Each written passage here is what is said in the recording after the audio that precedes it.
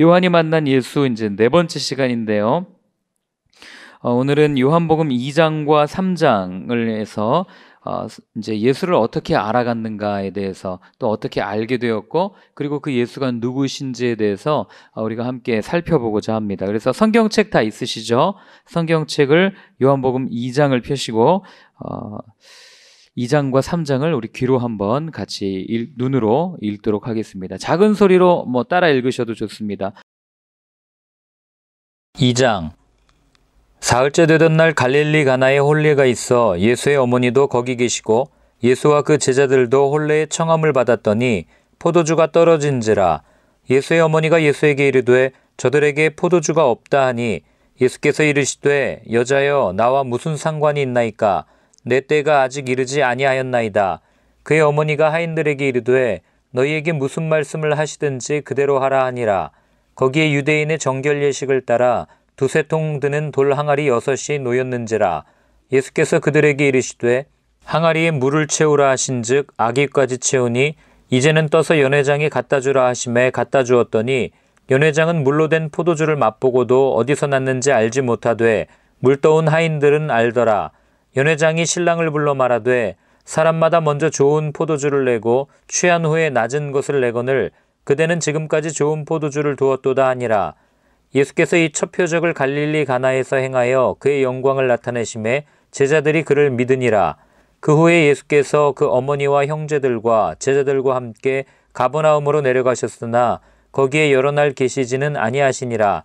유대인의 유월절이 가까운지라. 예수께서 예루살렘으로 올라가셨더니 성전 안에서 소와 양과 비둘기 파는 사람들과 돈 바꾸는 사람들이 앉아있는 것을 보시고 노끈으로 채찍을 만드사 양이나 소를 다 성전에서 내쫓으시고 돈 바꾸는 사람들의 돈을 쏟으시며 상을 엎으시고 비둘기 파는 사람들에게 이르시되 이것을 여기서 가져가라. 내 아버지 집으로 장사하는 집을 만들지 말라 하시니 제자들이 성경 말씀에 주의 전을 사모하는 열심이 나를 삼키리라 한 것을 기억하더라. 이에 유대인들이 대답하여 예수께 말하기를 내가 이런 일을 행하니 무슨 표적을 우리에게 보이겠느냐. 예수께서 대답하여 이르시되 너희가 이 성전을 헐라 내가 사흘 동안에 일으키리라. 유대인들이 이르되 이 성전은 46년 동안에 지었거늘 내가 3일 동안에 일으키겠느냐 하더라. 그러나 예수는 성전된 자기 육체를 가리켜 말씀하신 것이라. 죽은 자 가운데서 살아나신 후에야 제자들이 이 말씀하신 것을 기억하고 성경과 예수께서 하신 말씀을 믿었더라. 6월절에 예수께서 예루살렘에 계시니 많은 사람이 그의 행하시는 표적을 보고 그의 이름을 믿었으나 예수는 그의 몸을 그들에게 의탁하지 아니하셨으니 이는 친히 모든 사람을 아심이요 또 사람에 대하여 누구의 증언도 받으실 필요가 없었으니 이는 그가 친히 사람의 속에 있는 것을 아셨음이니라. 3장. 그런데 바리새인 중에 니고데모라 하는 사람이 있으니 유대인의 지도자라. 그가 밤에 예수께 와서 이르되 랍비여 우리가 당신은 하나님께로부터 오신 선생인 줄 아나이다. 하나님이 함께 하시지 아니하시면 당신이 행하시는 이 표적을 아무도 할 수 없음이니이다. 예수께서 대답하여 이르시되 진실로 진실로 내게 이르노니 사람이 거듭나지 아니하면 하나님의 나라를 볼 수 없느니라. 니고데모가 이르되 사람이 늙으면 어떻게 날 수 있사옵나이까? 두 번째 모태에 들어갔다가 날 수 있사옵나이까? 예수께서 대답하시되 진실로 진실로 내게 이르노니 사람이 물과 성령으로 나지 아니하면 하나님의 나라에 들어갈 수 없느니라. 육으로 난 것은 육이요 영으로 난 것은 영이니 내가 내게 거듭나야 하겠다 하는 말을 놀랍게 여기지 말라. 바람이 임의로 불매 내가 그 소리는 들어도 어디서 와서 어디로 가는지 알지 못하나니 성령으로 난 사람도 다 그러하니라. 니고데모가 대답하여 이르되 어찌 그러한 일이 있을 수 있나이까? 예수께서 그에게 대답하여 이르시되 너는 이스라엘의 선생으로서 이러한 것들을 알지 못하느냐? 진실로 진실로 내게 이르노니 우리는 아는 것을 말하고 본 것을 증언하노라. 그러나 너희가 우리의 증언을 받지 아니하는도다. 내가 땅의 일을 말하여도 너희가 믿지 아니하거든 하물며 하늘의 일을 말하면 어떻게 믿겠느냐? 하늘에서 내려온 자 곧 인자 외에는 하늘에 올라간 자가 없느니라. 모세가 광야에서 뱀을 든 것 같이 인자도 들려야 하리니 이는 그를 믿는 자마다 영생을 얻게 하려 하심이니라. 하나님이 세상을 이처럼 사랑하사 독생자를 주셨으니 이는 그를 믿는 자마다 멸망하지 않고 영생을 얻게 하려 하심이라. 하나님이 그 아들을 세상에 보내신 것은 세상을 심판하려 하심이 아니요 그로 말미암아 세상이 구원을 받게 하려 하심이라. 그를 믿는 자는 심판을 받지 아니하는 것이요 믿지 아니하는 자는 하나님의 독생자의 이름을 믿지 아니하므로 벌써 심판을 받은 것이니라. 그 정죄는 이것이니 곧 빛이 세상에 왔으되 사람들이 자기 행위가 악함으로 빛보다 어둠을 더 사랑한 것이니라. 악을 행하는 자마다 빛을 미워하여 빛으로 오지 아니하나니 이는 그 행위가 드러날까 하며 진리를 따르는 자는 빛으로 오나니 이는 그 행위가 하나님 안에서 행한 것임을 나타내려 함이라 하시니라. 그 후에 예수께서 제자들과 유대 땅으로 가서 거기 함께 유하시며 세례를 베푸시더라. 요한도 살렘 가까운 에논에서 세례를 베푸니 거기 물이 많음이라. 그러므로 사람들이 와서 세례를 받더라. 요한이 아직 옥에 갇히지 아니하였더라. 이에 요한의 제자 중에서 한 유대인과 더불어 정결 예식에 대하여 변론이 되었더니 그들이 요한에게 가서 이르되 랍비여 선생님과 함께 요단강 저편에 있더니 곧 선생님이 증언하시던 이가 세례를 베풀매 사람이 다 그에게로 가더이다. 요한이 대답하여 이르되 만일 하늘에서 주신 바 아니면 사람이 아무것도 받을 수 없느니라. 내가 말한 바 나는 그리스도가 아니요 그의 앞에 보내심을 받은 자라고 한 것을 증언할 자는 너희니라. 신부를 취하는 자는 신랑이나 서서 신랑의 음성을 듣는 친구가 크게 기뻐하나니 나는 이러한 기쁨으로 충만하였노라. 그는 흥하여야 하겠고 나는 쇠하여야 하리라 하니라. 위로부터 오시는 이는 만물 위에 계시고 땅에서 난 이는 땅에 속하여 땅에 속한 것을 말하느니라. 하늘로부터 오시는 이는 만물 위에 계시나니 그가 친히 보고 들은 것을 증언하되 그의 증언을 받을 자가 없도다. 그의 증언을 받는 자는 하나님이 참되시다는 것을 인쳤느니라. 하나님이 보내신 이는 하나님의 말씀을 하나니 이는 하나님이 성령을 한량없이 주심이니라. 아버지께서 아들을 사랑하사 만물을 다 그의 손에 주셨으니 아들을 믿는 자에게는 영생이 있고 아들에게 순종하지 아니하는 자는 영생을 보지 못하고 도리어 하나님의 진노가 그 위에 머물러 있느니라. 저희가 한번 눈으로 읽는 것은 강의도 중요하지만 여러분들이 성경 말씀을 읽어야 변화될 수가 있기 때문에 그런 마음으로 함께 같이 읽었습니다. 이번 주에는 미리 읽으신 분이 이렇게 많지 않다는 게 어디서 티가 나냐면 아무도 질문을 해주지 않으셨어요. 그래서 다음 주에는 4장을 읽다 보면 4장에 어떤 얘기가 나옵니까? 예배하는 그 얘기에 대해서 많이 나오거든요. 사마리아 여인에 대해서 나오는데 여러분들이 뭐 성경에서 뿐만 아니라 예배에 대한 모든 것들도 괜찮습니다. 질문을 좀 주시면 이 강의가 더 풍성해질 줄로 믿습니다. 그래서 질문을 좀 해주시고 다음 주에 같이 나누도록 하겠습니다. 요한복음의 기록 목적이 뭐라고 제가 말씀드렸는데 혹시 기억하십니까? 요한복음의 기록 목적. 제가 지금 매 강의 첫 시간, 첫 단어로 이걸 계속 말씀드리고 있거든요. 요한복음 20장에 보면 뭐라고 되어 있어요? 예수가 하나님의 아들이신 것과, 그죠? 그래서 이 요한복음의 기록 목적은 결국 예수가 누구신가, 예수는 하나님의 아들이십니다라는 것을 증언하기 위해서 쓴 책이 요한복음이다라고 말씀을 드렸습니다. 그런데 여러분, 우리가 이 책을 읽을 때 이게 이제 성경책이라는 생각을 조금 내려놓고 만약에 이게 어떤 것을 논증하거나 또는 설명하는 책이라고 생각해 보십시오. 그러면 저자가 어떤 글을 쓸 때 자기의 생각 또는 자기가 어떤 대상을 바라보면서 가지고 있는 생각을 누군가에게 납득시켜야 될 거 아니에요. 그렇지 않습니까? 예를 들어서 저희가 무별예배라는 책자를 만들었을 때 그 책자의 내용들을 보면 어떻게 교회가 안 모이고 흩어져서 예배드릴 수 있어? 라고 하는 분들에게 뭐를 얘기해 줘야 돼요? 무별은 성경에 나와 있는 근거가 있습니다 라고 하는 어떤 내용을 여러분들에게 줘야 여러분들이 안심하고 예배는 이렇게 드리는 거구나 라고 납득하실 거 아니에요. 마찬가지로 요한복음이라는 책은 이 요한이라는 저자가 예수가 그리스도라고 하는 이 사실에 대해서 예수를 믿지 않는 사람들, 믿지 않는 유대인들 또는 이방인들을 향해서 예수는 이런 분이야 라는 것을 설명하기 위해서 쓴 책이라는 것을 머릿속에 기억을 하신다면, 그러면 우리가 서론에서 제일 먼저 얘기한 게 예수는 이런 분이야, 이렇게 태생이야, 이런 분이셔 라고 이야기했고, 그 다음에 뭐가 나와야 돼요? 그 예수가 누구신지에 대해서 증명해야 될 거 아닙니까? 그 내용이 바로 오늘 나와 있는 2장과 3장에 있는 내용입니다. 그래서 우리가 어떤 내용을 살펴볼 거냐면, 요한이 오늘 2장과 3장에 2장에 걸쳐서 크게 4가지의 이 항목을 들어서 예수가 하나님의 아들이시다라고 하는 것을 증명하는데, 첫 번째는 기적, 두 번째는 거룩한 장소를 정리하시는 그 모습, 성전을 깨끗하게 정리하시는 모습, 세 번째는 당시에 존경받았던 종교인의 대표격인 니고데모가 와서 예수님과 하는 대화들, 그리고 네 번째로는 그 당시 사람들이 가장 엘리야 이후에 아주 그냥 뛰어난 선지자라고 인정했던 세례자 요한이 다시 한번 예수님에 대해서 하는 증언들을 가지고 예수가 이런 분이다라는 것을 이 사도 요한은 우리에게 이야기를 해주는 거죠. 자, 넘어가기 전에 이게 어딘지 혹시 아십니까?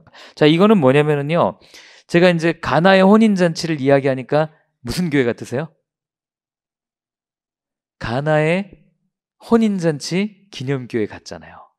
그죠? 근데 그게 아니고, 이 교회는 그 가나에 있는 여러분 우리 지난주에 나왔던 제자 있죠? 어디 갔죠? 1절에 나왔던 나다나엘이라고 하는 제자, 그 제자 기념교회입니다. 그 가나에, 왜냐하면 제가 지난주에 말씀드렸죠. 나다나엘이 어디 출신이라고요?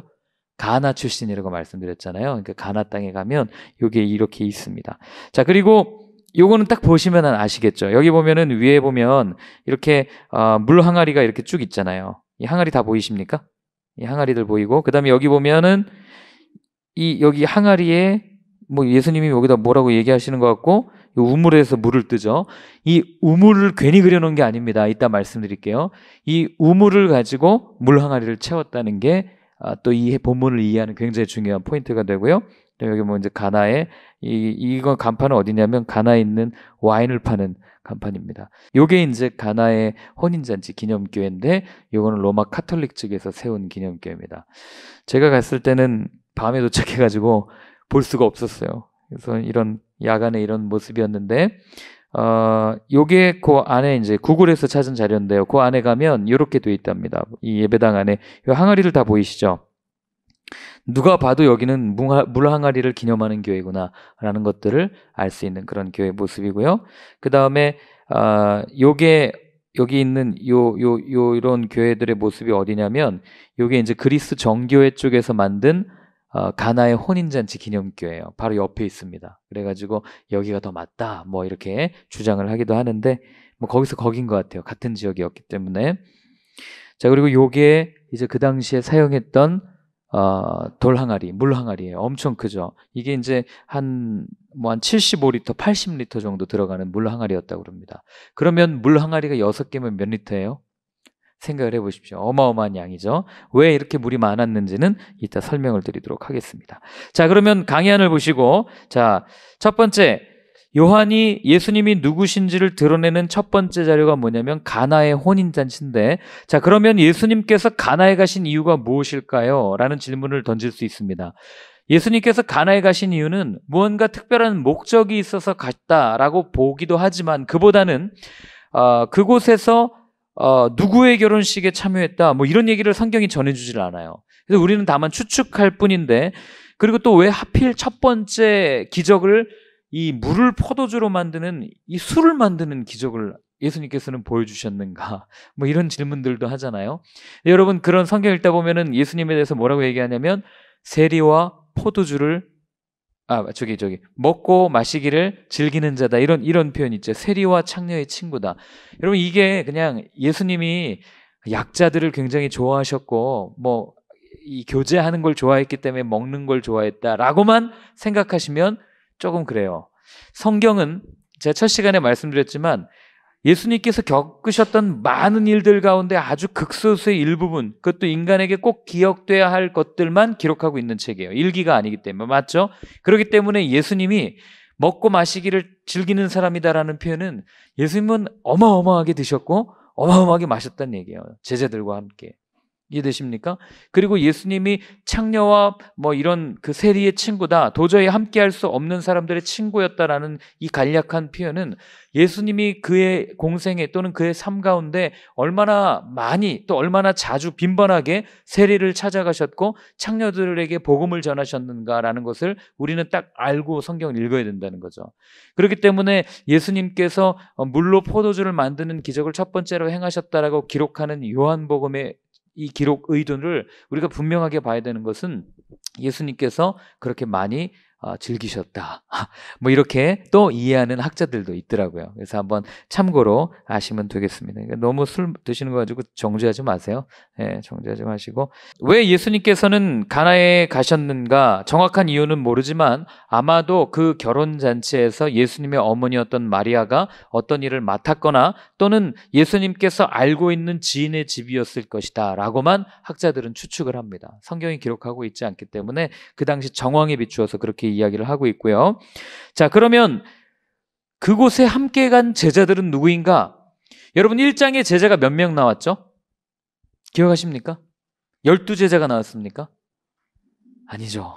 예, 4명의 제자가 나왔습니다. 누가 나왔습니까? 안드레 그리고 요한, 그 세례자 요한의 제자였던 두 사람 안드레와 요한 그리고 빌립과 나다나엘 4명이 나오잖아요.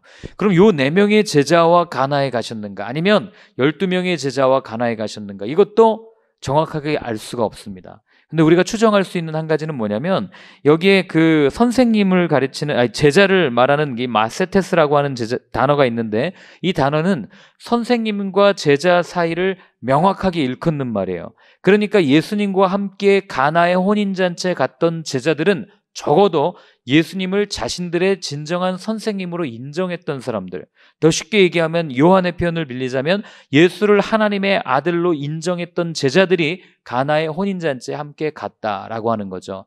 이게 왜 중요하냐면 여러분 요한복음 제가 그 처음에 얘기했잖아요. 이제 우리가 앞으로 그런 구조로 쭉 갈 텐데 요한복음을 읽다 보면 예수님께서 처음에는 많은 사람들에게 가서 복음을 전합니다.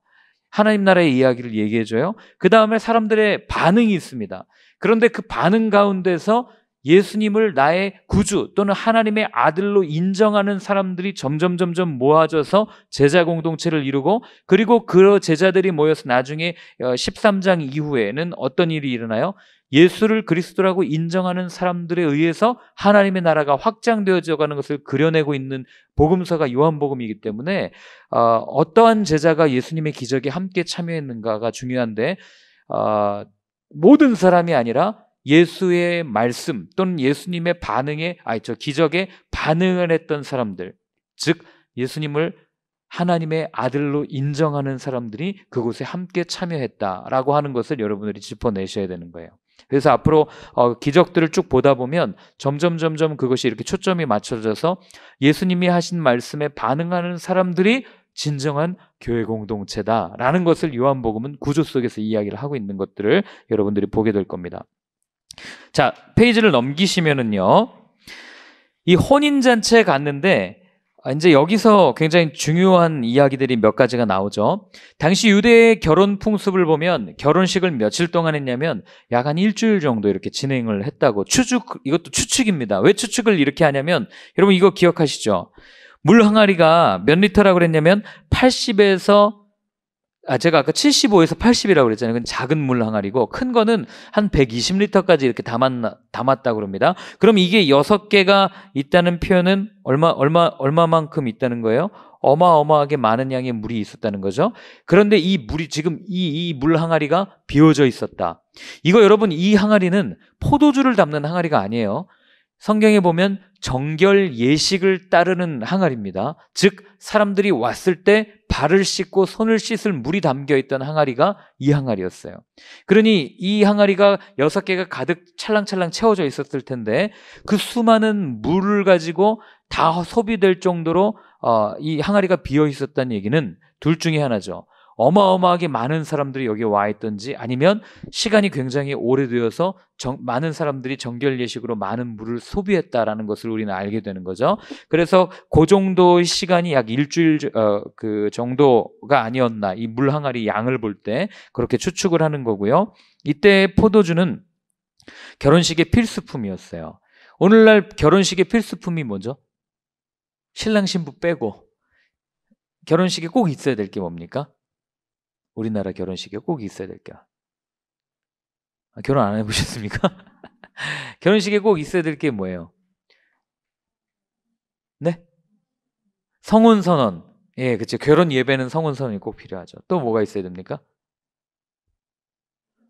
신랑 신부는 당연히 있어야 되죠. 예, 없으면 큰일 나죠. 또 뭐 필요한 거 뭐가 있을까요? 피로연. 예, 그리고 옛날 옛날이 아니라 그 어른들한테 인사드린 뭐 패백도 있을 거고요. 뭐 여러 가지가 있을 텐데 이 당시 이 유대인들에게 꼭 필요한 게 포도주였는데 이게 얼마만큼 중요했냐면 당시 문헌을 보면 포도주가 떨어졌다. 그러면 신부 측 사람들이 신랑 측 사람들한테 가서 소송을 걸 수 있었어요. 이 결혼 무효다. 라고 할 정도로 굉장히 중요한 게 포도주였습니다. 그러니까 지금 결혼식에 포도주가 떨어졌다. 우리는 생각할 때 아니 안 마시면 되지. 그냥 음식 먹고 그냥 축하해주고 돌아가면 되지. 이럴 문제가 아니라 이들의 정서에서는 이 포도주가 떨어졌다는 얘기는 이 결혼 무효야 라고 하는 굉장히 큰 의미를 가지고 있었던 사건이 오늘 벌어진 거죠. 그런데 그때 이 어머니 마리아가 이 사실을 알고 이제 예수님한테 가서 얘기합니다. 포도주가 떨어졌답니다. 얘기를 해요. 그러면 여러분 상식적으로 어머니가 와서 아들한테 야 포도주가 떨어졌는데 이거 어떻게 해야 되냐 하면 보통 뭐 유대인들도 굉장히 이 어른을 공경하는 이게 굉장히 강하거든요.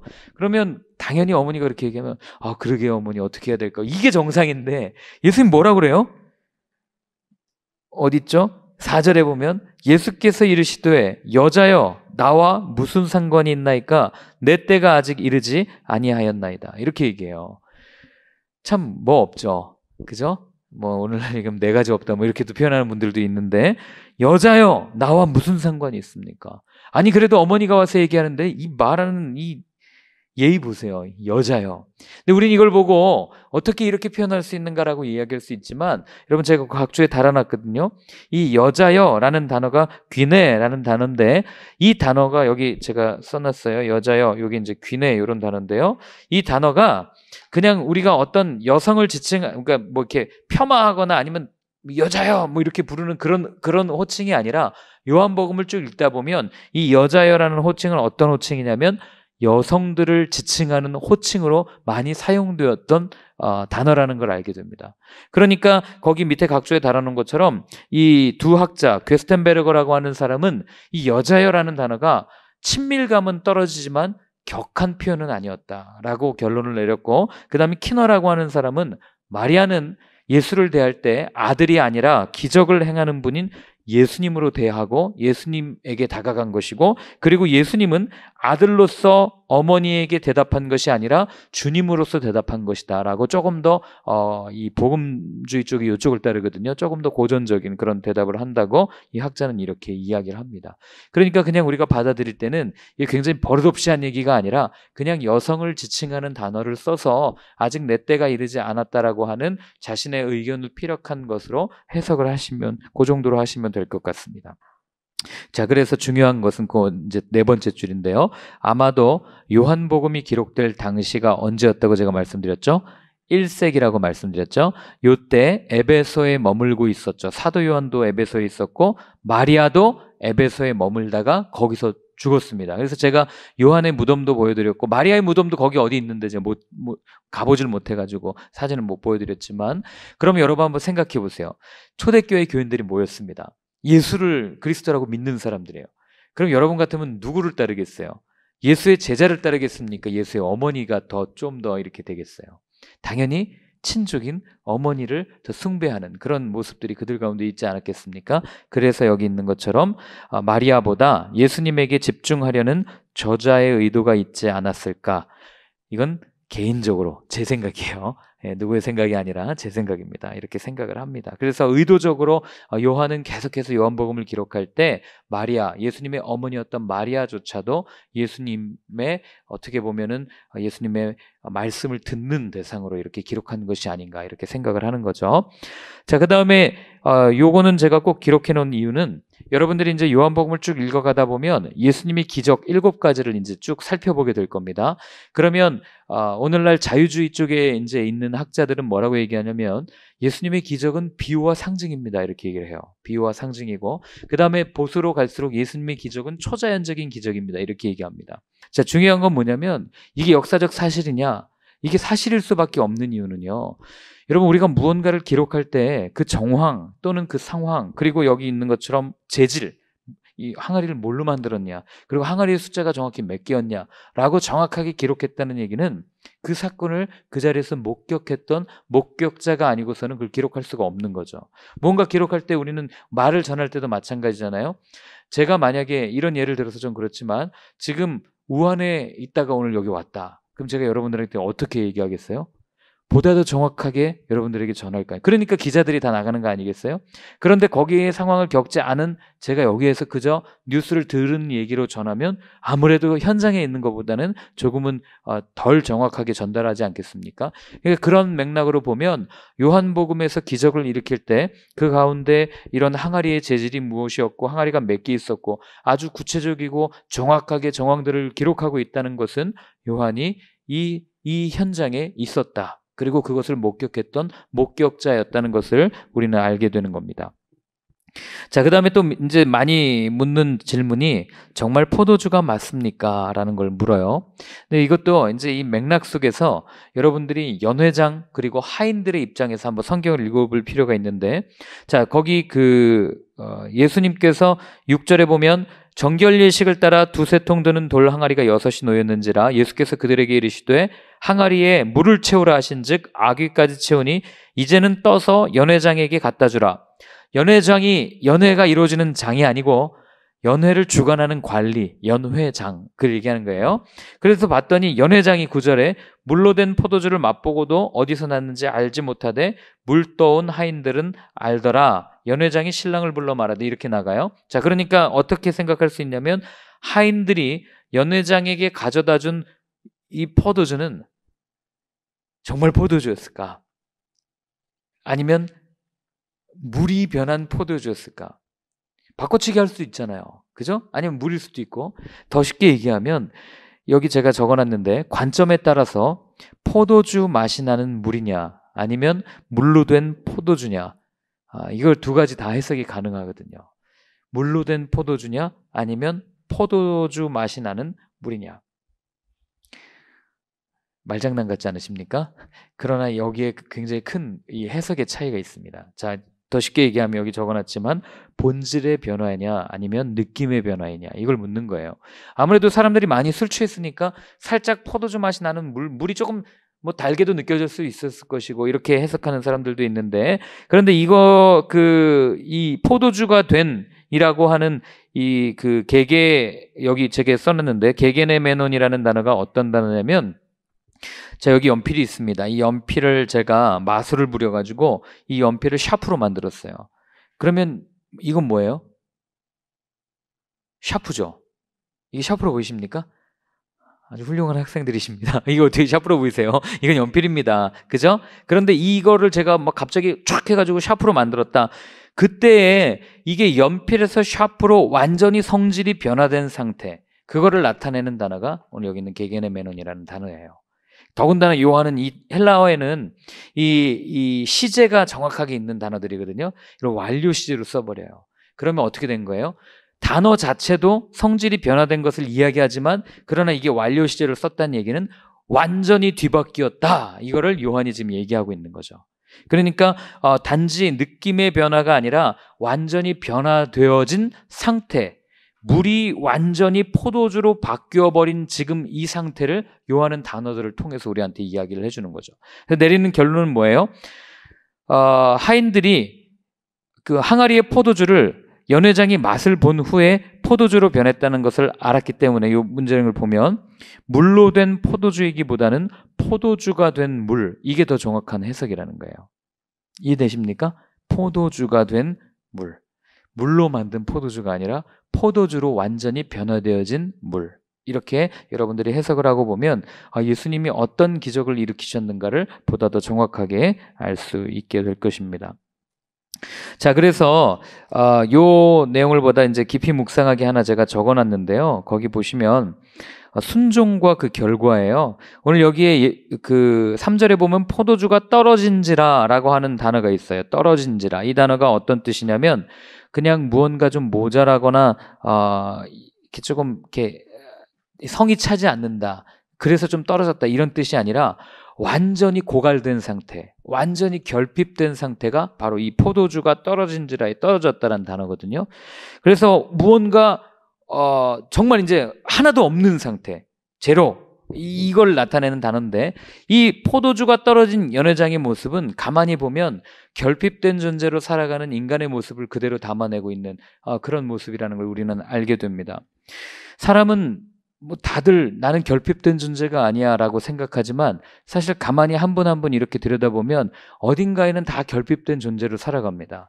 그래서 그 결핍이 어떤 사람은 열등의식으로도 표현되기도 하고, 또 어떤 사람은 우월감으로 표현되기도 하고, 그래서 나의 그 결핍을 가리기 위해서 우리는 정신적으로 또는 물질적으로 많은 것들을 채우려고 채워가지만, 그러나 밑빠진 독에 물 붓기처럼 채워지지 않는 것들을 보게 되는 거죠. 그래서 이 결핍이 해결되지 않은 상태로 무언가 일을 한다면 그 사람을 통해서 어떤 일이 성취되어지기보다는 그 사람 때문에 주변에 있는 사람들이 굉장히 힘들어하는 것들을 보게 됩니다. 특별히 사역 현장에서도 마찬가지예요. 내가 무언가 부족하고 결핍이 느껴지면 그 사람은 그 열등의식으로 표현되거든요. 그 열등의식이 해결되지 않고 교회 사역을 하면 결국 그 사역은 자기의 열등감을 가리기 위해서 표현되어지는 하나의 퍼포먼스에 불과하기 때문에 그 같이 일하는 사람들이 많이 힘들어하는 것들을 보게 됩니다. 그럼 어떻게 우리가 이 결핍을 채워갈 수 있는가? 이 인간이 가지고 있는 이 태생적인 공허함에 대한 하나님의 처방전은 뭐였냐면요, 말씀의 순종이었어요. 성경에 나오는 모든 인물들이 그렇거든요. 말씀에 순종해라. 그런데 이게 전혀 통하지 않는 거예요. 더군다나 이성과 과학이 발달되어 있는 오늘날 하나님의 말씀에 순종하십시오라고 얘기하면 우리는 어떻게 받아들이냐면, 야, 어떻게 그런 말을 믿을 수가 있어? 어떻게 그런 기적을 믿을 수 있지? 이건 미신이거나 아니면 이거는 조금 비이성적이야 라고 폄하시킬 때가 참 많다는 거죠. 그래서 우리는 그 결핍을 내 방법과 내 경험과 내 것을 가지고 끊임없이 채워가려고 노력할 때가 많지만, 그러나 여기 계신 분들 경험해 보셨을까요? 채우려 하지만 채워지지 않는 게 우리의 공허함 아니겠습니까? 이게 어디서 나오냐면 오늘 여기 나와 있는 하인들의 모습에서도 그대로 드러나요. 제가 아까 이 항아리 말씀드리면서 이게 정결례를 쓰는 항아리였고, 그리고 아까 이 어디 갔죠? 이 그림을 보여드리면서 여기에 우물물이라는 것을 꼭 기억해야 된다고 말씀드렸잖아요. 이게 왜 중요하냐면 지금 정결례에 사용해야 될 항아리에 예수님이 물을 갖다 채우라 그러거든요. 하인들의 입장에서 볼 때는 뚜껑 열리는 일이에요. 왜냐하면 정결례에, 레위기에 나와 있는 이 정결의식에 사용되는 물은 살아있는 물을 사용해야 했어요. 살아있는 물은 어떤 물이에요? 생명 있는 물. 더 쉽게 얘기하면 샘에서 솟아나는 물 또는 물을 갖다가 써야 되는 게 정결 예식에 써야 되는 물이에요. 근데 지금 포도주가 떨어졌어요. 잔치가 한창 진행 중일 때. 잔치가 한창 진행 중, 이렇게 사람들이 먹고 마시고 취하면 하인들은 그때 조금 쉴 수 있잖아요. 근데 지금 예수님이 뭐라고 그러냐면 물을 갖다 채우라는 거예요. 그러면 하인들의 입장에서 어떻게 해야 돼요? 지게 메고 나가가지고 이 거대한 항아리 6개에다 갖다가 또 물을 갖다 계속 부어야 되는 거예요. 그러니까 하인들의 입장에서 어떤 마음이 들었겠어요? 야, 이거 물 갖다 채운다고 포도주가 되겠어? 아니, 대체 저 양반은 어떤 양반이길래 이런 힘든 일을 우리한테 시키는 거야? 말도 안 되는 일을 왜 우리한테 시키는 거야? 라고 하인들은 그렇게 마음이 어려웠을지도 모르겠어요. 그렇게 마음이 어려운 상태의 하인들의 모습이 오늘날 말씀에 순종하지 못하는, 말씀을 의심하고 바라보는 현대인들의 모습과 너무나도 닮아 있다는 거죠. 그런데 여러분, 오늘 여기에서 나타나는 기적이 뭐냐면 그렇게 말도 안 되는 예수님의 말씀이었지만 마리아가 그러거든요. 무슨 말씀을 하든지 좀 그대로 해라 이렇게 얘기해요. 그런데 어리석어 보이지만 그 말씀에 순종했을 때 나타난 결과가 뭐예요? 그게 오늘 여기 있는 10절에 나와 있는 말씀이에요. 지금까지 좋은 포도주를 두었도다. 말씀에 순종했더니 사람들이 생각할 수 없는 가장 최상급 포도주를 이들이 맛볼 수 있었다는 겁니다. 그렇기 때문에 우리가 말씀을 대할 때나 물론 우리가 신앙생활을 할 때 있어서 이해되기 때문에 내가 믿겠습니다라는 표현도 굉장히 중요해요. 그만큼 생각한다는 거거든요. 그런데 이해되기 때문에 믿는 건 누구나 다 알 수 있어요. 세상이 오늘날 우리한테 얘기하는 게 그거잖아요. 내가 믿어볼 테니까 나를 좀 이해시켜 주십시오.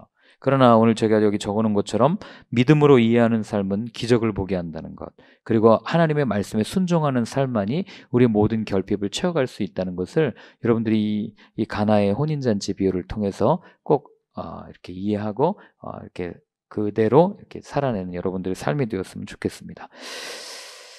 말씀대로 사는 거 쉽지 않지만 한번 바보 같지만 그래 한번 해보자 하고 한번 해보세요. 예수님 그러셨잖아요. 오른뺨 맞으면 왼뺨도 돌려대라. 이게 쉽지 않거든요. 특히 이 회사에서 뭐 윗사람이 그러면 그래도 좀 이해를 하지만 이 아랫사람이 나한테 오른뺨을 때렸다. 그럼 우린 가서 양뺨을 때려야 직성이 풀리지만 감히 내 등에 칼을 꽂아? 뭐 이렇게 하지만 그러나 한번 용서하면서 예수님 말씀대로 한번 해보십시오. 그때 놀라운 기적을 한번 맛보는 그런 기회가 될 겁니다. 자, 두 번째로 요한이 예수님에 대해서 설명하는 이 소재는 뭐냐면 바로 이 청결 사건이라는 겁니다. 여기 보시면 이 그림이 있는데 여기 이제 루카 조르다노라고 하는 스페인의 톨레도라고 하는 종교 도시가 있는데 거기에 가면 있는 그림이에요. 근데 예수님 보이세요? 여기 예수님이 되게 꽃미남이에요. 보이세요? 얼굴도 불그스름하고 되게 꽃미남인데 그런데 들고 있는 건 굉장히 보이세요? 채찍이 아니라 이거는 나무를 꽈가지고 맞으면 무지하게 아플 것 같은 걸 가지고 예수님께서 성전을 지금 뒤집어 엎는 그런 모습을 이렇게 보이고 있습니다. 여기 소도 있죠. 소 파는 상인도 있죠. 그 다음에 여기에 이게 아마 이제 그 물건 파는 상인들이 이렇게 손에 들려 있는 걸 보고 뭐 이런 그림을 이제 그려놓은 거죠. 이거는 미국에 있는 엘그레코가 그린 그림인데 워싱턴에 있습니다. 그래서 보시면 예수님이 무표정으로 손에 채찍 보이시죠? 하여튼 이 성전 그림의 포인트는 채찍입니다. 그래서 이걸 가지고 많은 사람들을 굉장히 이렇게 하니까 막 다 도망가고 대체 무슨 일이야 하고 여기에는 관망자처럼 이렇게 있는 사람들을 이렇게 그려놓고 있는 그림이 바로 이 그림입니다. 미술 작품은 어느 작품이나 마찬가지겠지만 작가의 해석이 들어가 있는데 이 사람들이 하여튼 볼 때 아마 성경 이 말씀을 가지고 그 사람들의 반응을 여러 가지로 표현했을 거예요. 여기 보면 그저 이 예수님의 모습과 상관없이 아이를 데리고 그냥 자기 일을 하는 어떤 여인도 있고 물끄러미 바라보는 사람들도 있고 그 다음에 또 이렇게 당하는 사람들도 있고 즉 예수님의 말씀에 반응했던 여러 사람들의 모습을 그대로 그려놓고 있는데 이걸 제가 왜 보여드렸냐면 우리가 이런 모습으로 예수님의 말씀을 받아들일 때가 참 많기 때문에 그래요. 어떤 사람은 별로 다급하지가 않고 그냥 예수님의 말씀이지 뭐 이건 좋은 말씀이야 또는 하나님의 아들 신이 오늘날 우리에게 해주는 말씀이야 라고 받아들이는 사람도 있는 반면에 그저 일상에 내 삶이 너무 바빠서 그냥 설교 들으면 됐지 예배 드리면 됐지 하고 넘어가는 사람들도 있고 또 굉장히 격하게 반응하는 사람들도 있고 이런 현대인의 모습들을 여러분들이 이 말씀을 읽어가면서 끊임없이 같이 이렇게 고민을 하셔야 이 시대에 많은 사람들이 묻는 질문에 여러분들이 답을 해줄 수가 있습니다. 그래서 이건 하나님의 말씀이니까 그냥 말씀이야. 그냥 무조건 외워. 이거 외우면 밥 나온대 돈 나온대 뭐 이러면서 외우지 마시고 이 안에 담겨져 있는 그 예수님의 말씀에 사람들이 어떻게 반응하는지를 여러분들 좀 살피면서 말씀을 읽었으면 좋겠습니다. 자, 그러면 이제 여기서 생각해 볼 건 뭐냐면 성전에서 매매하는 것은 불법인가 하는 질문이에요. 여러분 어떻게 생각하세요? 성전에서 양을 팔고 환전상들이 있었거든요. 돈을 바꿔주고 하는 이런 상들이 불법입니까? 불법이 아니다. 네, 자신 있게 손 드십시오. 네, 불법이다. 네, 자, 불법이다. 왜 불법입니까?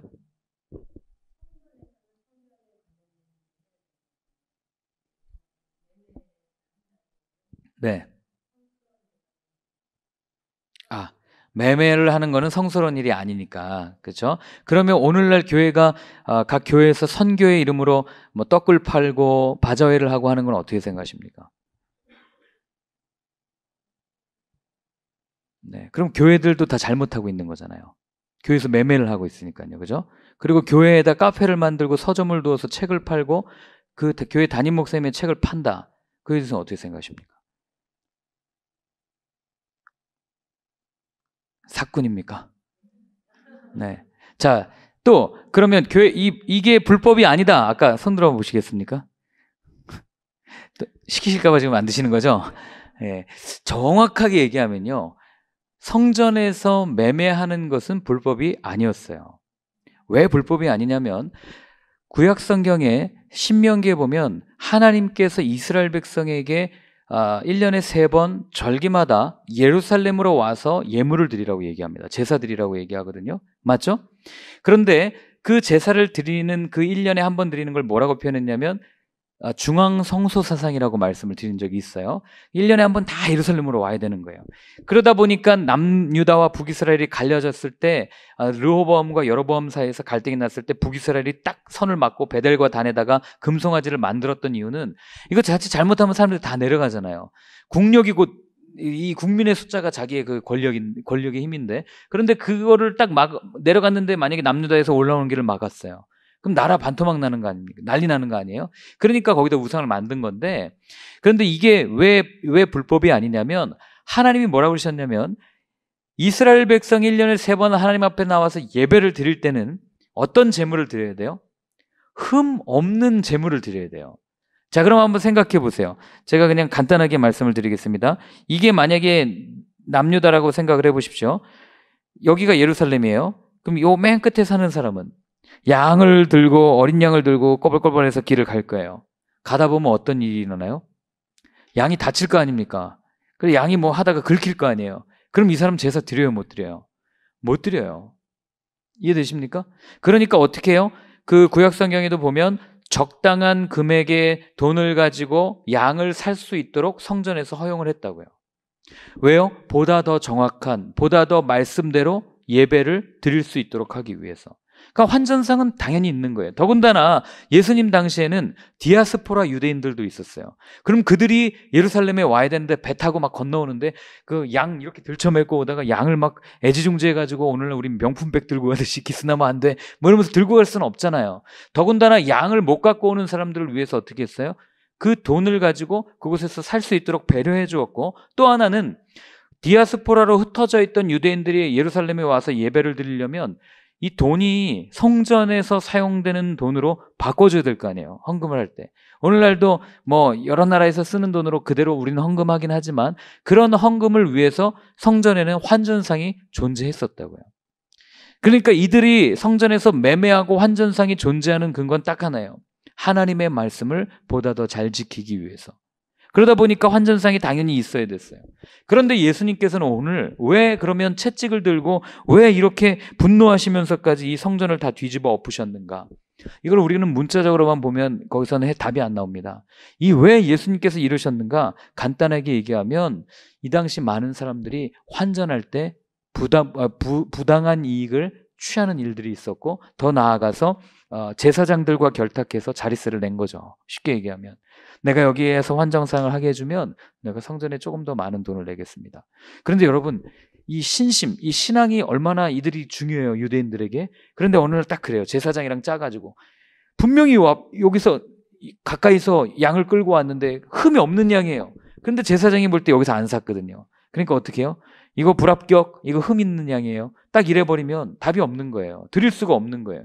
그러니까 환전상이라든지 그곳에서 매매하는 사람들과 이 제사장들이 결탁해서 부당한 이익을 취하고 있는 그 현실을 예수님께서는 보시고 뚜껑이 열린 거죠. 제가 여기 있는 것처럼 왜 예수님께서 화를 내셨는가? 첫 번째, 본질을 잃었기 때문이에요. 그들은 성전을 굉장히 중요하게 생각했고 자랑거리였어요. 그런데 그들은 성전만을 자랑했지 성전이 성전되기 위한 그 여러 가지의 것들을 자랑하지 않았어요. 더 쉽게 얘기하면 제가 네 번째 문단에 보면 성경이 말해주는 성전이 성전되기 위한 조건은 그 예배 가운데, 그들의 그 교제 가운데 하나님께서 임하시느냐 아니면 하나님께서 거기 계시냐 계시지 않느냐의 문제지 그 안에서 벌어지는 현상들의 문제가 아니라는 거예요. 어떤 예배를 드리냐, 우리가 뭐 올겐으로 예배를 드리느냐 아니면 이 신디사이저를 가지고 예배를 드리냐 아니면 드럼을 치느냐, 이건 별로 중요한 게 아니라고요. 근데 사람들은 자꾸 시간이 가면 갈수록 이런 거에 집착해요. 왜요? 그래야 뭔가 내 종교심이 표출되기 때문에, 그리고 무언가 그렇게 해야만 내가 하나님을 믿는 것처럼 착각하게 만드는 종교인들의 태도 때문에 점점 그렇게 변해간 거죠.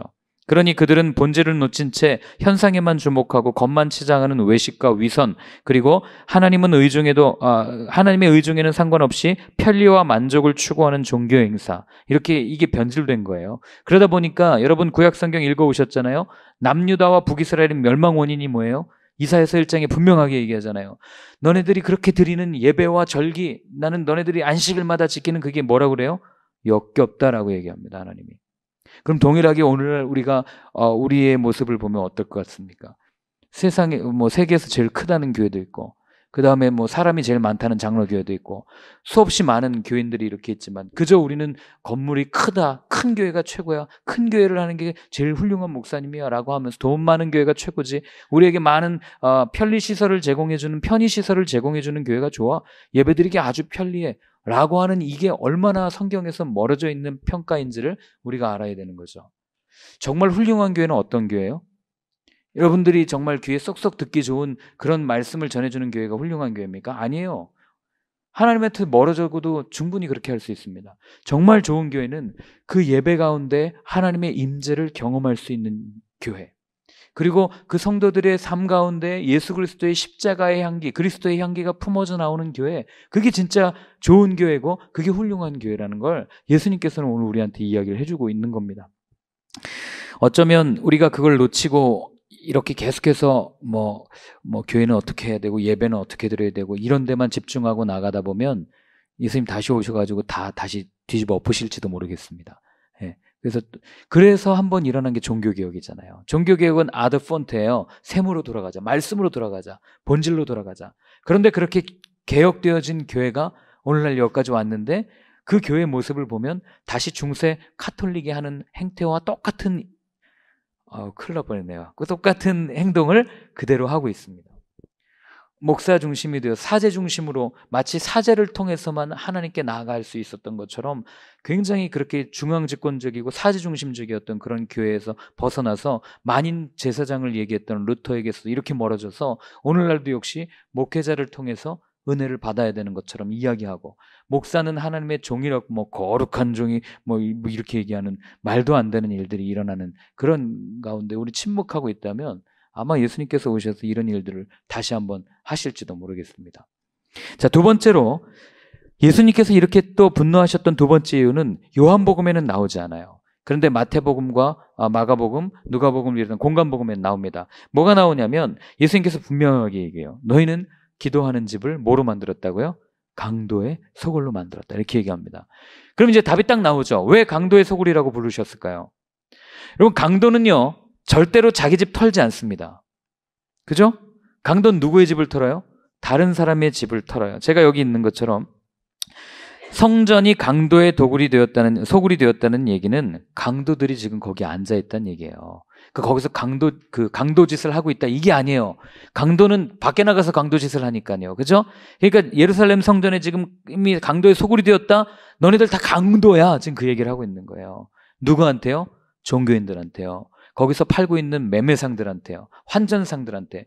사람들의 종교심을 이용해서 자기의 배를 불려갔던 그 사람들을 향해서 예수님은 너네들은 다 강도야 라고 부르신 거죠. 마치 사람의 종교심을 이용해서 은행에 오타네요. 은행입니다. 은행에 계좌를 넣어 보험 상품으로 파는 그런 사악한 무리들을 향한 질책이 바로 성전에서 이 성전을 뒤집어 엎었던 그런 질책이었다는 것을 여러분들이 꼭 기억하셨으면 좋겠습니다. 자, 그러면은 이걸 그대로 우리의 삶에 적용하면 이제 답이 나오죠. 우리도 이곳에 앉아서 그렇게 종교심을 이용해서 두려움을 주고 이렇게 한다면 우리 역시 강도가 될 확률이 굉장히 높죠. 중요한 건 오시는 분들이 예수님을 만날 수 있도록 해야 되고, 그리고 그분들이 하나님을 만남으로 삶이 변화되어질 수 있도록 하는 공동체, 그게 진짜 교회다라는 것을 요한복음은 우리한테 이야기를 해주고 있는 겁니다. 그 다음에 거기 보시면 17절에 보면 이제 제자들이 이제 똑똑합니다. 뭐라고 그러냐면, 제자들이 성경 말씀에 주의 전을 사모하는 열심이 나를 삼키리라 한 것을 기억하더라 라고 시편 69편의 말씀을 인용해서 제자들이 이렇게 됐다라고 요한이 우리한테 얘기해 주거든요. 그 얘기는 뭐예요? 앞에서 일어났던 몇 번의 표적들, 기적들을 통해서 이제는 제자들이, 공관복음에 보면 제자들이 되게 멍청하게 나오거든요. 이 믿음이 없는 제자들 막 이렇게 하면 멍청하게 나오는데, 요한복음에 나오는 제자들은 그렇지 않습니다. 여기 보면 어떻게 돼요? 그 기적들을 통해서 예수가 하나님의 아들 메시아구나 라는 것을 깨달았다는 것을 이런 고백들을 통해서 우리한테 알려주는 거죠. 자, 그 다음에 20절부터 22절을 보면 이제 그 예수님께서 유대인들과 마지막으로 하는 논쟁 중에 이런 얘기를 해요. 성전을 46년 동안 지었는데 네가 어떻게 3일 만에 이걸 짓는다고 얘기하냐. 뭐 이런 얘기를 하는 거죠. 근데 거기에 적어놓은 것처럼 이제 우리는 알잖아요. 이 성전이 누굴 상징하겠어요? 예수님의 몸을 상징하는 거죠. 그 몸이 십자가에 달려 죽으신 지 하루 이틀 사흘 만에 죽은 자 가운데서 부활하시잖아요. 그리고 그 몸이 그럼 뭐예요? 곧 성전된 거잖아요. 이해되십니까? 그러면 거기서 답 나오죠. 안 나오십니까? 성전이 누구예요? 예수님이에요. 계시록에 보면 뭐죠? 어린 양만 있잖아요. 성전 가운데 들어갔어요. 성전도 없고 그냥 어린 양만 있더라 이런 표현이 나오잖아요. 그게 여기서부터 표현되어져 있는 것들 우리는 알게 되는 거죠. 즉 교회는 건물이 아니라 예수를 그리스도로 고백하는 사람들의 모임, 예수님을 몸으로 하고 머리로 삼고 그의 몸된 지체, 이게 진짜 교회구나라는 것을 요한은 여기서부터 이야기를 해주는 겁니다. 자, 넘어가서요. 23절부터 25절을 보면 표적을 보고 그의 이름을 믿었으나 그러나 예수는 그의 몸을 그들에게 의탁하지 아니하셨으니 이는 친히 모든 사람을 아시며 뭐 이렇게 쭉 밑에 이야기하는데 뭐냐면 표적을 보고 그 다음에 이름을 믿었지만 예수님이 여전히 불신하고 있다 이런 표현을 하고 있거든요. 이게 뭐냐면 요한복음에 기록된 표적 두 가지인데 요한복음에 기록된 표적이 아니고요. 여기에 그러니까 예수님께서 예루살렘에서 행한 표적이 굉장히 많았을 거예요. 그죠? 그런데 제가 첫날 요한복음 할 때 말씀드렸어요. 요한복음에서는 그 표적들 중에서 예수가 하나님의 아들이심을 정확하게 증명할 수 있는 표적들을 취사 선택한다고 말씀드렸잖아요. 그죠? 그게 여기서도 그대로 드러나는 거예요. 예루살렘에서는 수많은 표적을 행하셨겠지만 요한복음에 기록된 예루살렘에서 행한 표적은 딱 두 가지밖에 없다고요. 오늘 여기 있는 물로 포도주를 만들고 그 다음에 이 성전을 헐고 이런 두 가지 표적이 있는데 이게 뭐냐면 이제 점점 예수님께서 행하는 표적들을 선택하시고 그리고 그 표적에 반응하는 사람들의 이 범위가 점점 제자들에게로 이렇게 모아지고 있다는 것, 이것을 구조적으로 알려주고 있다는 게 바로 이런 표현들이에요. 그래서 이거는 여러분들이 한번 보시면 될 것 같습니다. 자, 세 번째, 요한이 예수가 하나님의 아들 그리스도라고 하는 세 번째 증거는 뭐냐면 아까 얘기했던 것처럼 종교인 중에 종교인이라고 불리는 니고데모가 찾아온 사건입니다. 자, 니고데모가 언제 찾아옵니까? 유대인의 지도자인 니고데모가 언제 찾아오냐면 2절에 보면 밤에라고 표현되어 있어요. 그렇죠? 밤이라는 단어는 우리 설교 때도 들었어요. 아무도 알아볼 수 없는 그때 찾아왔다 이렇게 표현하지만 이 밤이라고 하는 것에 대해서 학자들이 두 가지 의미로 얘기합니다. 첫 번째는 뭐라고 얘기하냐면 우리가 알고 있는 것처럼 아무도 모르게, 왜냐하면 유대인의 지도자라면서요. 그런데 예수를 찾아왔다, 돌맞는 일이잖아요. 그러니까 아무도 모르게 밤에 그 예수님을 찾아왔다라고 해석하는 사람들도 있고, 또 다른 학자는 어떻게 해석하냐면 이 밤에는 다른 사람들이 안 찾아오잖아요. 지난주에도 지지난주였죠. 제자들이 예수님이랑 찾아갔을 때 유숙했더라. 그게 저녁부터 다음 날까지 함께 머무는 그 사건을 말씀드린다고 이야기하지 않았습니까? 그러니까 밤에는 누구의 방해도 받지 않는 거예요. 예수님이랑 단둘이 이야기할 수 있죠. 그래서 아무의 방해도 받지 않기 위해서 밤에 왔다. 이렇게 해석하는 학자들도 있지만, 선택은 여러분들이 하시면 됩니다. 왜 니고데모가 밤에 왔을까? 그런데 이 밤에라고 하는 이 소유격을 붙인 이 단어는 어떤 걸 얘기하냐면 니고데모가 특정한 시간에 예수님을 찾아왔다라고 하는 것을 이야기를 해주는 거예요. 이 시간에다가 소유격을 붙이면 그 시간이 가지고 있는 특정 시간이 되어버리거든요. 그러니까 그런 시간에 예수님을 찾아왔다라고 하는 건데, 자, 그런데 왜 찾아왔냐? 니고데모의 궁금증은 무엇인가? 바로 예수님은 누구신가에 대한 것이었어요. 당연히 그럴 수밖에 없는 게, 여러분 생각해 보세요. 바울도 그랬어요.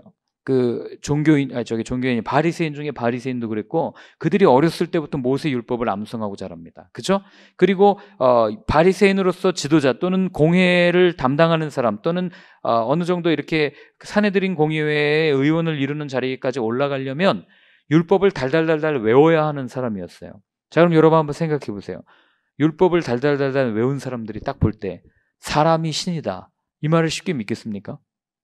어떻게 믿어요? 신성모독이죠. 어디 인간 나부랭이 주제에 하나님의 이름을 갖다 붙여. 이게 당연한 반응이라고요. 그런데 니고데모가 옆에서 보니까 예수님이 하시는 일을 보면 나중에 니고데모가 그러거든요. 뭐라 그래요? 2절에 보면 우리가 당신은 하나님께로부터 오신 선생인 줄 아나이다. 하나님이 함께 하시지 아니하시면 당신이 행하시는 이 표적을 아무도 할 수 없음이니이다. 이게 뭐예요? 옆에서 예수님을 봤더니 이건 사람이 할 수 있는 일이 아니라고요. 이해되십니까? 그러니까 너무 신기한 거예요. 아니, 내가 그토록 어려서부터 믿어왔던 그 하나님, 그리고 그 율법을 통해 배워왔던 그 하나님, 내가 학습하고 경험해왔던 그 하나님은 도저히 사람이 하나님이 될 수가 없는데, 아니, 당신은 도대체 정체가 뭡니까? 그런데 이건 아무리 봐도 인간이 하는 게 아니고 신이 해야 할 일인데 당신은 대체 누구입니까? 라고 니고데모가 묻고 있는 거예요. 그랬더니 예수님이 뭐라고 그래요? 3절 한번 같이 읽어볼까요? 3절 읽겠습니다. 예수께서 대답하여 이르시되 진실로 진실로 내게 이르노니 사람이 거듭나지 아니하면 하나님의 나라를 볼 수 없느니라. 자, 거듭나지 아니하면 하나님의 나라를 볼 수 없다라고 분명하게 이야기하시거든요. 이 거듭남이 영어로 얘기하면 born again이에요. 다시 태어난다 이런 뜻이잖아요. 그런데 이게 헬라어로 보면 또 다른 뜻을 갖고 있습니다. 어떤 뜻을 갖고 있냐면 여러분들이 거듭나지 아니하면 밑줄 그시고 거기 뭐라고 쓰시냐면 위로부터라는 뜻을 갖고 있는 단어가 거듭남이라는 단어예요. 위로부터.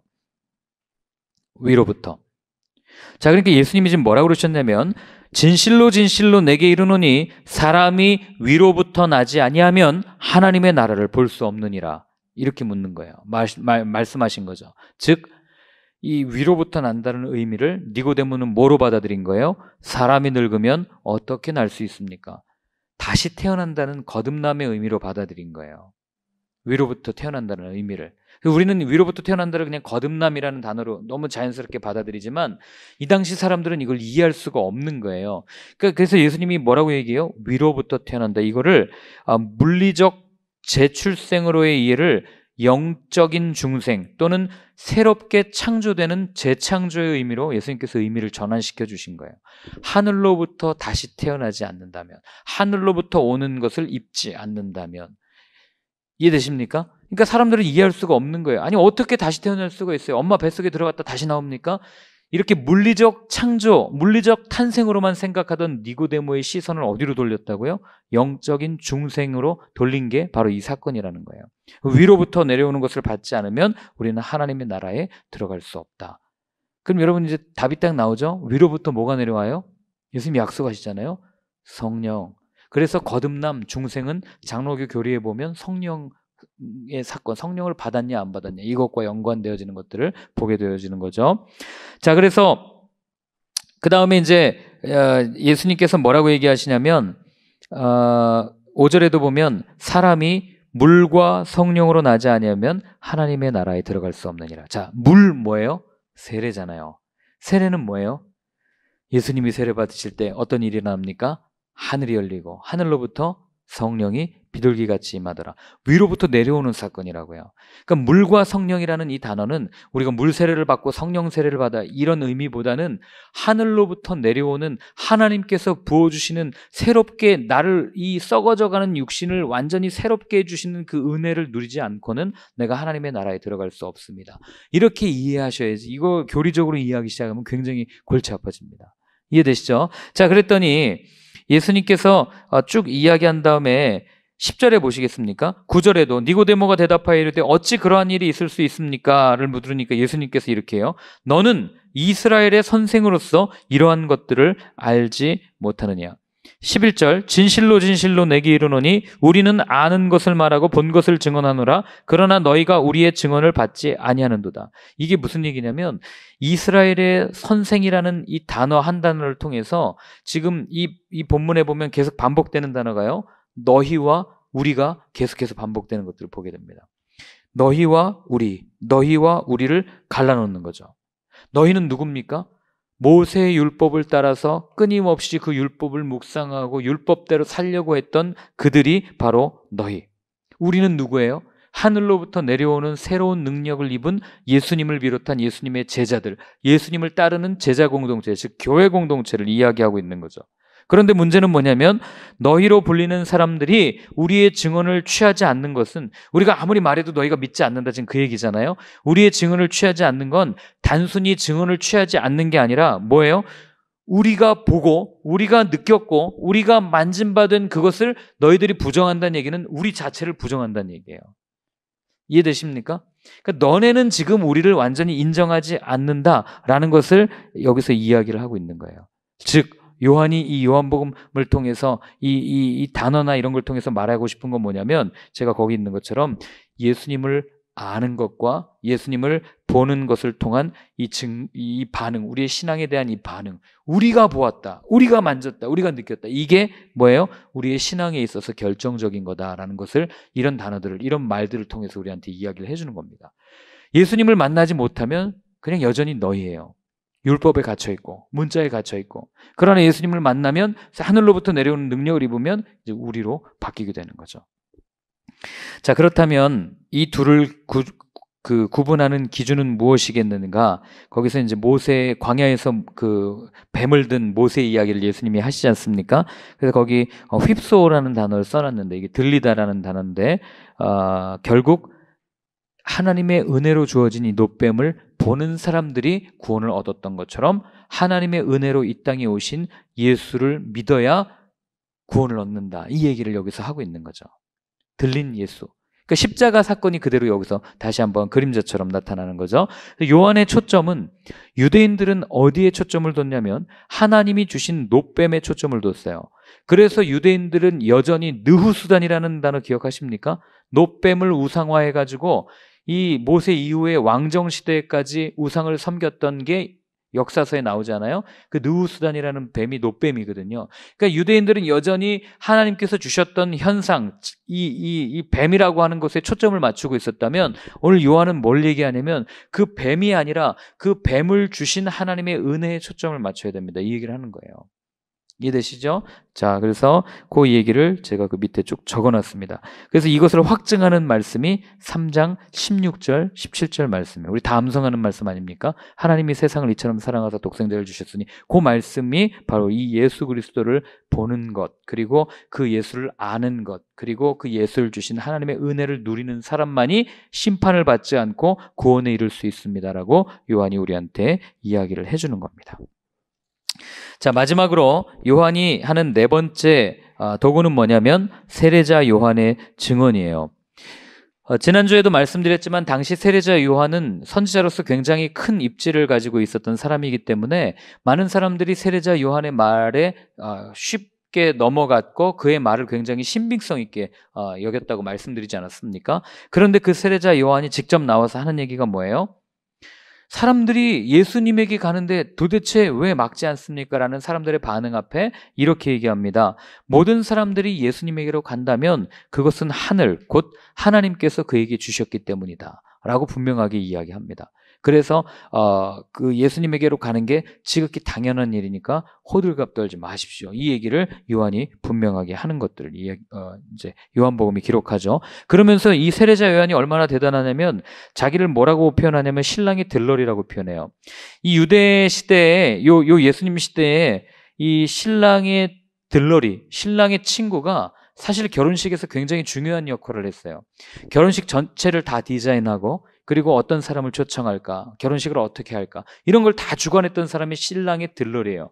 그런데 이 신랑의 들러리가 자기의 정체성을 잊어버리고 자기가 신랑처럼 행동하면 어떻게 되겠어요? 난 들러리가 아니야, 나는 내가 신랑처럼 해야지 하고 아내를 신부를 데려가면 돌 맞아 죽기 딱 좋은 거 아니겠어요? 그 세례자 요한이 그걸 정확하게 그 비유를 들어서 얘기한 거예요. 그래서 신부를 차지하는 사람은 신랑이다. 신랑의 친구는 신랑이 오는 소리를 들으려고 서 있다가 신랑의 음성을 들으면 크게 기뻐한다. 나는 이런 기쁨으로 가득 차 있다. 3장 29절에 이게 세번역본으로 읽어드린 거거든요. 그렇게 이야기를 합니다. 그래서 이것을 알고 있었던 세례자 요한은 그래서 마지막에 뭐라고 얘기합니까? 그는 높아져야 되겠고 나는 없어져야 될 겁니다. 그는 흥하여야 하겠고 나는 쇠하여야 할 것입니다 라고 이야기하면서 예수에 대한 증언을 마칩니다. 그래서 사도 요한은 결국 2장과 3장에서 이제 아까 말씀드렸던 것처럼 예수가 누구신지에 대해서 증명을 해야 되는데 뭘 가지고 증명을 해요? 요 네 가지를 기억하시고 2장과 3장을 읽으시면 되겠습니다. 첫 번째, 가나의 혼인잔치, 기적을 통해서 예수님이 기적을 베푸시는 분이다라는 것을 말해줬고, 두 번째, 그들이 생각하는 거룩한 장소, 성전은 아무나 정리할 수가 없어요. 성전은 아무나 가가지고 뭐 이거 이렇게 하십시오 못해요. 제사장이라고 할지라도 레위인들과 또는 다른 제사장들과 협의를 거쳐서 성전을 정리해야지, 자기 멋대로 할 수가 없는 공간을 하나님의 아들 예수 그리스도는 어떻게 해요? 그냥 가가지고 노끈 채찍 들고 그냥 한 번에 다 정리하는 모습을 보여주고, 자, 세 번째, 예수가 어떻게 하나님이신가? 종교인의 고백을 통해서, 그리고 그 종교인을 깨닫게 하시는 예수님의 어떤 그 우월적인 모습을 통해서 드러내고 있다. 마지막 네 번째는 세례자 요한, 많은 사람들이 선지자 중에 선지자라고 생각했던 그의 말, 나는 그의 들러리에 불과합니다라는 그의 직접적인 인용을 통해서 예수가 하나님의 아들 그리스도다라고 하는 것을 증명하는 것들을 요한이 우리한테 이야기해 줬습니다. 그래서 여러분, 뭐 1장에서도 그랬고 2장, 3장에서도 그랬고 앞으로도 계속 그럴 거예요. 요한복음을 읽어가시면서 이 재미가 있으셔야 돼요. 요한이 어떻게 예수를 하나님의 아들로 그려내고 있는가, 그리고 요한은 어떻게 그가 만난 예수를 사람들에게 이렇게 입증하고 있는가, 이런 것들을 살피면서 읽어보시면 되겠습니다. 그래서 다음 주에는요, 우리가 4장을 함께 하면서 도대체 그럼 예수는 누구인가에 대해서 함께 살펴보고자 합니다. 그래서 4장을 꼭 읽으시면서 예수님이 또는 예배에 대해서, 이 예배가 하나님을 아는 가장 좋은 지름길이거든요. 하나님이 구약 때부터 지금까지 일관적으로 사람을 만나는 방법을 가르쳐 주신 게 예배이기 때문에 이 예배에 대해서 여러분들이 깊이 묵상하시고 오셔서 질문을 카톡으로 미리 좀 주시면 제가 답을 가지고 와서 함께 나눌 수 있도록 하겠습니다. 하나님 아버지, 오늘 저희들 또 예수님을 알았던 사람들이 어떻게 예수님을 알게 되었는지, 또 요한은 어떻게 예수님을 증명했는지 함께 나누었습니다. 저희들 살면서 예수님에 대한 이야기들을 많이 듣고 또 그 이야기들을 우리의 삶에 적용시키려 하고 또 그렇게 부단히 노력하지만 그럴 때마다 주님 우리에게 지혜를 주셔서 우리가 만난 그 예수님을 우리 주위에 있는 사람들에게 잘 전할 수 있도록, 그래서 요한의 복음을 기록한 것이 아니라 우리 역시도 나에게 주셨던 그 은혜를 기록할 수 있는, 나의 복음을 기록할 수 있는 그런 우리의 삶이 될 수 있도록 주님 도와주시옵소서. 예수님의 이름으로 기도드립니다. 아멘.